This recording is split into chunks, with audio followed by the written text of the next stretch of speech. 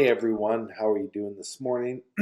As you know, this week on Make It Personal, I'm talking about principles and promises, but more specifically, the principles that we learn from the parable of the sower in Matthew chapter 13.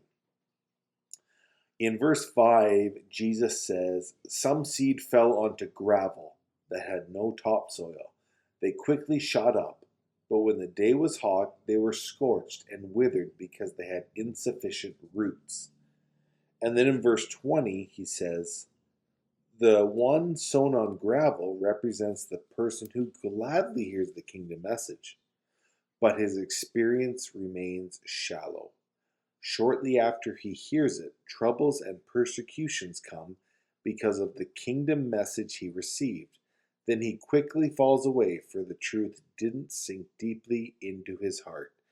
I'd like to equate this to the yes and amens on Sunday morning. Not that that's a bad thing, but so many people shout in agreement and joy and exuberance when they hear the word of God, but that's as far as it goes.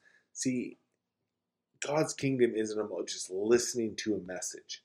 It's about hearing it. It's about receiving it. It's about taking it in. Never let yourself get to the point where you shout agreement and excitement for the word of God, but that's where it stands. Like when you go to church on Sunday morning, do you still recall the previous Sunday's message? Or even Monday morning? Or did you leave it at the church and really not take any of it in? That's what he's saying here. He says good kingdom principles are being thrown into your life as seeds. But if your heart is got gravel in it, those seeds will sprout up or shoot up so quickly, but they'll have no soil inside. When trials and temptations come, the shallow exuberance becomes depression, becomes anxiety, becomes worry. And you think, I don't understand.